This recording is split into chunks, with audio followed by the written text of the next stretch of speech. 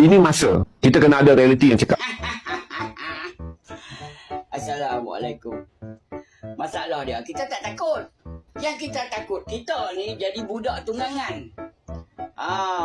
Kan tak tahulah kan isu apa?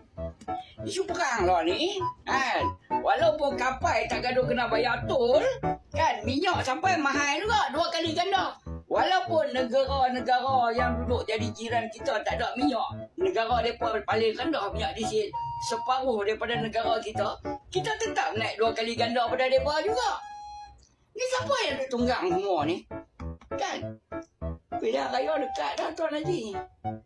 Letih tu. Haji Zainal duk ulas tiap-tiap malam. Si Roy ni dia ambil scrap video. Lepas tu dia ulas. Oh, dia kata ni budak tunggangan apa semua. Ini aku nak bagi tahu dekat engkau. Haji Zainal tu tiap-tiap malam dia duk live tu. Dia tak menyebelahi mana-mana politik. Dia dah cakap dah. Dia hanya cerita berkenaan dengan geopolitik. Apa yang dunia berlaku hari ni. Macam mana minyak dunia naik. Nak bagi rakyat faham. Tu saja. Yang hang bila Haji Zainal tu ulas tak kena selera dengan hang. Lepas tu orang kata, oh Haji Zainal ni, apa dia? Jadi budak tunggangan madani. Aduh, teruk betul lah mentaliti hang ni, Roy. Saya cakap engkau. Kalau kapal Malaysia, lepas lalu Selat Hormuz tak kena tol, hang ingat, harga minyak tu boleh turun ke?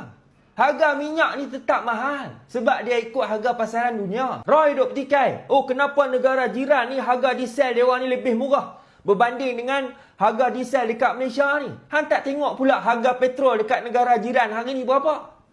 Seliter dekat RM6 lebih. Walaupun kita di Malaysia ni harga diesel agak tinggi, tapi kerajaan bagi subsidi, Roy. Subsidi. Kalau ada kenderaan persendirian diesel, kerajaan bagi sebulan 300. Kalau kita ni nelayan, nak ambil minyak, nak isi minyak diesel, kerajaan bagi RM1.65 seliter. Kalau kita ni bawa bas pengangkutan awam, kerajaan bagi RM1.88 seliter. Kalau kita ni bawa lori logistik, bawa makanan, kerajaan bagi RM2.15 seliter. Dah nama krisis, pasti akan ada yang terbeban. Kerajaan tak boleh nak tanggung semua. Kalau kerajaan boleh tanggung semua, tak panggil krisis, Roy. Kita panggil zaman senang. Setiap kerajaan ni dia ada inisiatif dia sendiri. Bagaimana nak bantu rakyat yang lebih utama supaya rakyat ni tak rasa terbeban.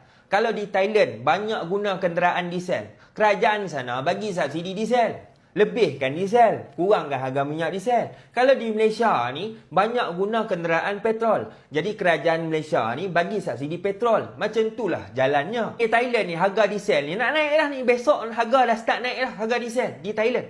Kita di Malaysia ni alhamdulillah lah kerajaan tanggung subsidi setiap bulan. Kau tahu berapa? 4 bilion kerajaan tanggung setiap bulan.